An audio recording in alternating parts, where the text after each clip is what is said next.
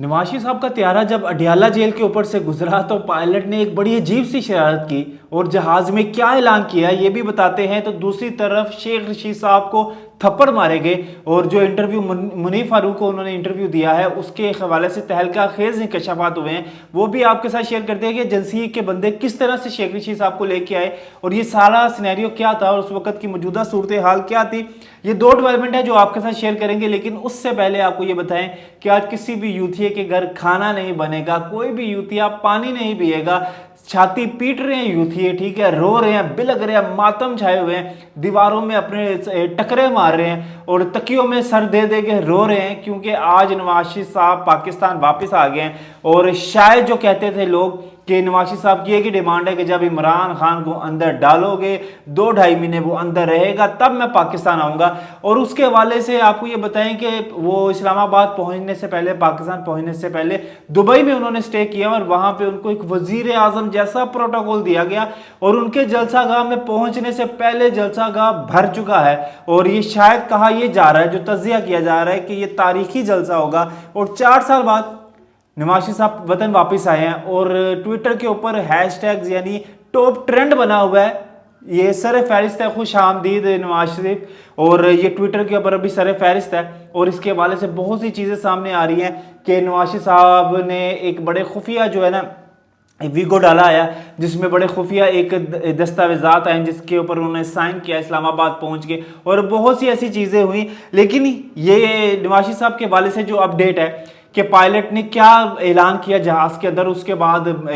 नारा गूंज, यानी जो वहाँ पे नून लीग के सहाफ़ी बरादरी थे या नून लीग के वर्कर थे, उन्होंने जहाज़ के अंदर ही नारे लगाने शुरू कर दिए। ये क्या चीज़ है? उससे पहले आपको ये बताते हैं कि शेख रशीद साहब जो काफ़ी महीनों से अंडरग्राउंड हुए थे, फिर उन्होंने एक इंटरव्यू दिया और उनका इंटरव्यू चल रहा है और इंटरव्यू में उन्होंने कहा कि 9 मई के जो वाक़या था हर जुम्मे में उसकी मजम्मत करनी चाहिए। शेख रशीद साहब कह रहे हैं कि 9 मई के सॉफ्टवेयर अपडेट कि 9 मई के जो वाकयात हुए हैं या 9 मई को जो इंसिडेंट हुआ है उसकी हर जुम्मे में मजम्मत करनी चाहिए, खुतबे के दौरान मजम्मत करनी चाहिए, मस्जिदों में मजम्मत करनी चाहिए, माइकों में, मस्जिद के जो माइक लगे होते हैं, स्पीकर लगे होते हैं, उसमें मजम्मत करनी चाहिए 9 मई के हवाले से। इस हवाले से कुछ तहलका खेज ये सीनियर सहाफ़ी हैं असद अली तूर साहब, उन्होंने कुछ तहलका खेज इंटरव्यू किए हैं। उनका कहना था कि रात 7 से 8 बजे उनको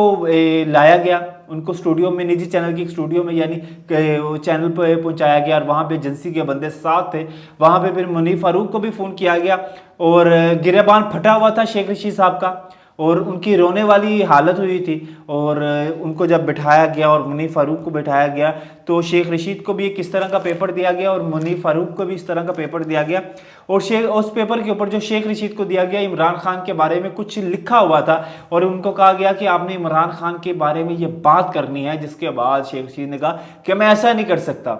मैं ये नहीं करूंगा। और उसके बाद बकौल असद अली तूर के एजेंसी का बंदा वहां पे खड़ा था, उसने जनाटेदार थप्पड़ मारा शेख रशीद को और उसने कहा कि आपको ये बोलना पड़ेगा। और उस थप्पड़ के बाद शेख रशीद साहब के आंसू निकल आए, वो रो पड़े। और उसके बाद वो प्रोग्राम स्टार्ट हुआ और उस प्रोग्राम में डिटेल से जो चीज़ें शेख रशीद साहब ने शेयर की हैं, उन्होंने कहा कि हमारी गलती ये थी पीटीआई की, यानी पूरी पीटीआई की, इमरान खान की, मेरी और मेरे साथ जितने भी लोग थे, हमारी गलती ये थी कि हमने बिला वजह आसिम मुनीर यानी मौजूदा आर्मी चीफ आसिम मुनीर साहब को छेड़ा, ठीक है, उनको बिला वजह जवाब बनाया, साजिशों का हिस्सा बने। और मैंने इमरान खान साहब को, शेख रशीद साहब कहते हैं, मैंने इमरान खान साहब को बड़ी दफ़ा कहा कि आप इन चक्रों में ना पड़े, आप आसिम मुनीर साहब के बारे में ना करें, आप फौज के बारे में ना करें, आप सियासत करें। तो उन्होंने नहीं मानी और उन्होंने कहा हमारा आर्मी चीफ को छेड़ना, हमारी फौज के साथ ना बना के रखने की वजह ही यही है कि आज हम इस दहाने पर आके खड़े हैं। और उन्होंने कहा मैं चिल्ला काट रहा था और इस चिल्ले में मेरे साथ ऊंच नीच होती रही और इस चिल्ले में मैंने बहुत कुछ सीखा, मैंने अल्लाह के करीब हो गया, मैंने तहज्जुद भी पढ़ी। और ये चिल्ला का उनका मतलब ये है कि जनाब जी मुझे किसी ने अपने पास रखा हुआ था और पास रखने के बाद फिर मेरी उन्होंने खातर तवाज़ा की, मुझे मुझसे ही मिलाया। वो कहते हैं ना मैं से मिल गया, तो मुझे मुझसे मिलाया उन्होंने और मुझे उन्होंने बहुत कुछ समझाया। उसके बाद उन्होंने एक मुनीफ फारूक को ही चुना, सीनियर सहाफ़ी है, उन्हीं को चुना, उन्हीं को इंटरव्यू दिया कि मैं इस मुनीफ फारूक को इंटरव्यू दूंगा। और उसके बाद उन्होंने कुछ चीज़ें बयान की, उन्होंने कहा इमरान खान साहब ने गलत किया इमरान, मैं इस चीज़ की मुझे आज नदामत है, शर्मिंदगी है कि 9 मई के वाक़यात या इमरान खान साहब जो भरे जलसों में कहते थे जनरल आसिम मुनीर साहब के बारे में, या डीजीसी फैसल नसीर जिनको डर्टी हैरी कहते थे, मीर जाफ़र, मीर सादक और बहुत से ऐसे लक़ब से पुकारते थे, तो जनाब जी वो कहते थे कि मुझे इस चीज़ पे नदामत है कि मैंने उस चीज़ की मजम्मत नहीं की और शायद ये मुझे सारी ज़िंदगी गिला रहेगा, और मैं गेट नंबर 4 का चौकीदार हूँ, फौज के गेट नंबर 4 का चौकीदार था, हूँ और रहूँगा। मैं तर्जमानी करता था, हूँ और करता रहूँगा। 72 साल उनकी एज हो गई है और उन्होंने जो मुनीर फारूक का इंटरव्यू दिया वो जिस तरह से एनर्जेटिक लगते थे वो उस तरह के नहीं लगे, और पता चला कि यार सॉफ्टवेयर अपडेट है, पता चला कि अब ये वाकई ही अपने आप से मिल के आए हैं और अपने आप इन लोगों ने अपने आप से पहचान की है और ये इनकलाबी बने फिरते थे। इनकलाब इनका 1 मिनट से निकल गया। अब आते हैं मियाँ नवाशी साहब, ट्विटर पे टॉप ट्रेंड है, सर फहरिस्त है, खुशामदीद मियाँ साहब, और मुख्तलिफ ट्वीट्स चल रहे हैं, वीडियोस चल रही हैं, गहमा गहमी है पूरी पाकिस्तानी सियासत में, पूरे चैनल्स पे अलग जो मीडिया चैनल्स हैं उनके ऊपर सिर्फ नवाज शरीफ या इंटरनेशनल मीडिया उसके ऊपर भी नवाज शरीफ ही चल रहा है कि नवाज शरीफ पाकिस्तान आ रहा है, अब क्या होगा, जेल जाएंगे, किस तरह से होगा, क्या होगा क्या नहीं होगा। लेकिन उससे पहले ये है कि वो बहुत से लोग ऐसे कह रहे हैं हसन मुर्तज़ा साहब ने कहा है कि लाडला बदला है, कंधे नहीं बदले, यानी कंधे ये वही के वही हैं लेकिन लाडले चेंज हो जाते हैं। अब जाहिर सी बात है वो अदालतें जो इमरान खान साहब को डंके की चोट पे रिलीफ देती थी, वो लोग जो इमरान खान साहब के को ऐसे सर आंखों पे बिठा के रखते थे, तो ये भाईजान ये दुनिया है,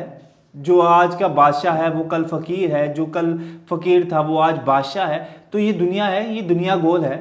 तो सदा बंदा एक जैसा नहीं रहता। 4 दिन की ज़िंदगी है, 2 दिन आपके हक में, 2 दिन आपके खिलाफ में। इमरान खान साहब ने समझा कि मेरी सत्ते खैर है, अब मैं जब तक जीऊँगा, जब तक सांसें चलेंगी, खान साहब ने सोचा मेरा डंका बजता रहेगा। और भाई डंके किसी के नहीं बजते, डंके अल्लाह का नाम, अल्लाह का जिक्र करने वालों के बजते हैं। ये सियासत बड़ी गंदी है और पाकिस्तानी पॉलिटिक्स तो बहुत ज़्यादा गलीज है, इसमें जो आया है उसने खानदानों की तबाही हुई है। आप चले जाए मोहतरमा बेनज़ीर भुट्टो के वो जो जहाँ पे उनके बड़े हैं, यकीन माने आपके जिस्म के ये बाल खड़े हो जाते हैं। मंसूर अली खान कहते थे कि मैं उनके वो गया जहाँ पे उनकी तदफीन है उनके ख़ानदान की, क्या पूरा ख़ानदान खा गया ये सियासत। जुल्फ़कार अली भुट्टो, बेनज़ीर भुट्टो, उनके भाई और पता नहीं न जाने कौन कौन, पूरे ख़ानदान की कब्रें बनी हुई हैं कराची में। तो जनाब जी ये तो सियासत पाकिस्तान की ऐसी है कि पूरा पूरा ख़ानदान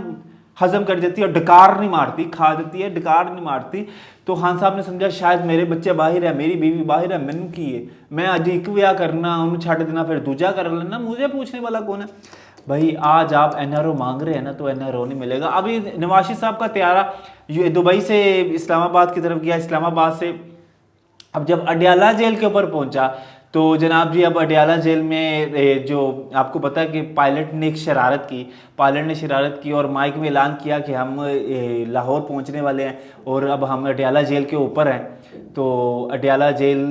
को उसने ऐसी बात कही कि अडयाला जेल में इस वक्त जो है वो घड़ी चोर कैद है। तो उसके बाद उनके कारकुन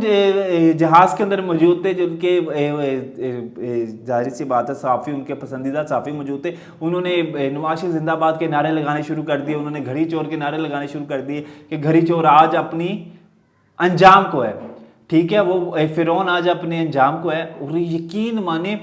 कि जिस तरह से इमरान खान को लाया गया था, आज उसी प्रोटोकॉल से नवाज शरीफ साहब को लाया जा रहा है। वो बतौर वज़ीर आज़म नहीं है,